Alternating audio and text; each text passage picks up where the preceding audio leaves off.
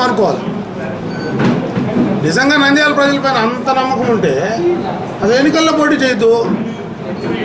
ఎందుకు చేయాలి ఎన్నికల్లో మీరు పోటీ?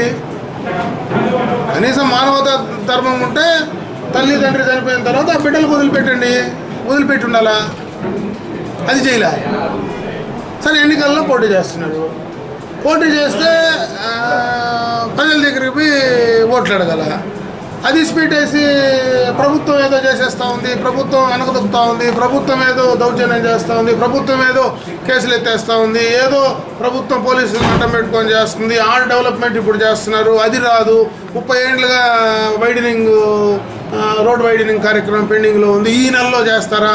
ఇవన్నీ ప్రజల్లో కన్ఫ్యూజ్ చేసేటువంటి కార్యక్రమాలు ఎందుకు మాట్లాడతారో అంటున్నా. నిజంగా నంద్యాల నియోజకవర్గం కానీ నంద్యాల పట్టణంలో ఉండేటువంటి ప్రజలపైన ఎలాంటి అభిమానం ఉన్నా, ఆ పట్టణ ప్రజలకు మంచి జరుగుతుందనేటువంటి కోణంలో ఎలాగా ఆలోచించినా వదిలిపెట్టండి తెలుగుదేశానికి. ఎన్నికల్లో నువ్వేం చేస్తావు? నువ్వు గెలిచి ఏం చేస్తావు?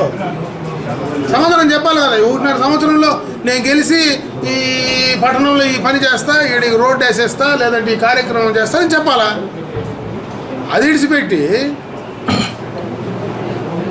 అందరిపైన దుమ్మెత్తిపోసి మాట్లాడేటువంటి మాట్లాడి ప్రజలను మబ్బెట్టే కార్యక్రమం ఎందుకు చేస్తారు అని అడుగుతున్నా. నిజంగా మీకు చిత్తశుద్ధి ఉంటే, ఈ నియోజకవర్గ ప్రజలపైన అభిమానమే ఉంటే, లేదా చనిపోయినటువంటి నాగిరెడ్డి గారి పిల్లలపైన జాలి ఉంటే నువ్వు వేరే నిర్ణయం తీసుకొని ఉండాలి.